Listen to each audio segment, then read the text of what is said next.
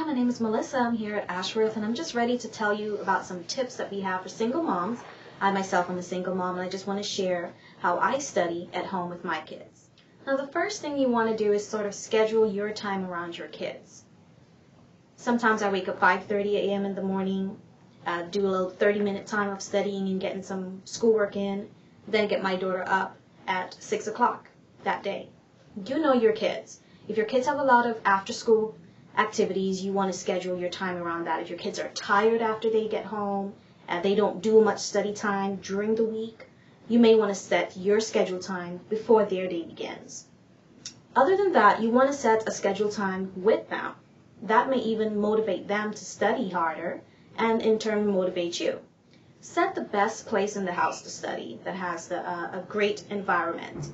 If you want to go outside, on the deck, at the beach, in the park, you want to set a place where you and your kids can do some reading, can do some studying separately, so they can see you motivated and focused on your schoolwork while they do theirs. It also brings the family a little bit closer. You get to spend some quality time instead of just watching TV. You get to sit down and actually read. And you're in the long run, your kids are going to be more motivated to focus more on their schoolwork and be more focused in life. Definitely share your accomplishments with your kids. If you get a really great grade in an assignment, you want to let them know, hey, I got an A on this particular project. Your kids are always excited to show you how great they did in school. So don't be afraid to show them how well you're doing in school as well.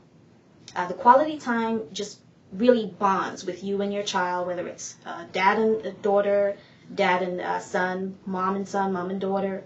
It's just a really good time for you to take advantage of to encourage your kids to be motivated to school. And again, as stated before, in the long run, it will definitely benefit the kids. Now, we all study differently. I myself study with music. I cannot have silence at all. If you're that type of person, you need to kind of know how your kids are if they're easily distracted as well. If they're easily distracted, you may not want to have music in the background, but sort of meet a common ground where you both can be focused doing your schoolwork. Finding your best space and time to do your schoolwork is very important. Now, you can also reach tutors here at Ashworth College. You can send us an email if you don't have time to call. You can send us a message on MySpace, Facebook, and Twitter.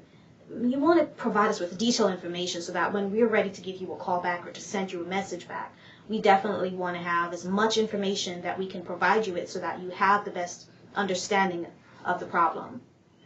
Another important factor is that you can encourage your child to search for the answers. You can build great researching skills with your kids. Just let them know that, hey, I didn't quite understand this particular question, but I'm going to find the answer. Show them that you sent us a message on MySpace and show them the answer. Show them that we responded back. So they don't always come to you and say, what's the answer to this question? They actually research it before they come to you. You want to share everything with your kids. You want to let them know where you are in your studies. What's your goal? I plan to complete it by December. You want to let them know every step of the way where you are, where you're going, and what you have achieved, so that they would set their own goals for themselves. And even if they don't, it would still motivate them to do so at the later run. And you want to plan your day the night before. You want to plan out how you're about to achieve the goals for that day, that night. Set a schedule. Every day it's different. Kids have different schedules, so every night you want to plan out your day before you go to sleep. One of the things you can do is have a chart for yourself which shows your kids what your plans are for the next day, what your goals are. And life gets in the way. Things happen where you're not able to follow that chart. You can go back and just reschedule it and even showing your kids, life gets in the way. Hey, this is what you have to do, instead of just saying, oh, it's the end, what's the alternative? Just find different ways and different means of studying. Maybe perhaps always have copies of your books with you so that when things happen, if you have to wait a little bit longer at a game, you have the books right there that you can just pull out and start reading. Just make it work. Okay? As a single mom, you have to learn how to say no. There's other single moms and other friends or relatives that you have that because you have a child, they would like to have you watch their child as well. Your kids get along well. You can be, carpooling. Sometimes you have to take the step to find time for yourself. You have to say no to certain things, regardless of how small they are. That little amount of time that you can actually take to put towards yourself and your studies may help you in the long run.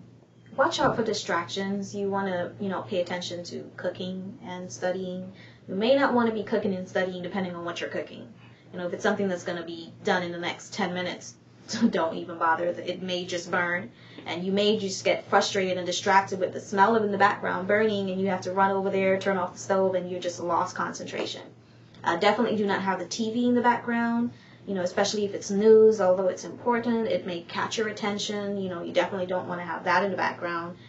Your kids playing, if you're not studying with them and they're playing, make sure that they are aware that this is your space, this is your study time. They need to keep it down. Some of the benefits of correspondence studying and studying online is the fact that you don't have to waste time getting from the job to the school to the babysitter. You don't have to waste time on gas, paying the babysitter, after school programs. You're there.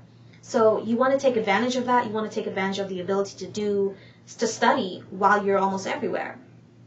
And definitely take advantage of the benefits of childcare and after-school programs. Your kids are told to sit, to stay quiet, to do certain things at those programs. You want to let them know that this is your space. They have to do those things while you are during your study time, if it's not with them.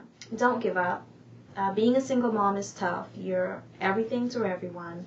But the smallest and best thing you can possibly do is to just not give up. You can always try. And even though things may seem a little bit too heavy for you, force yourself to overcome that hurdle. And it will build a sort of strength within yourself, and you can show your kids how to be strong in tough times.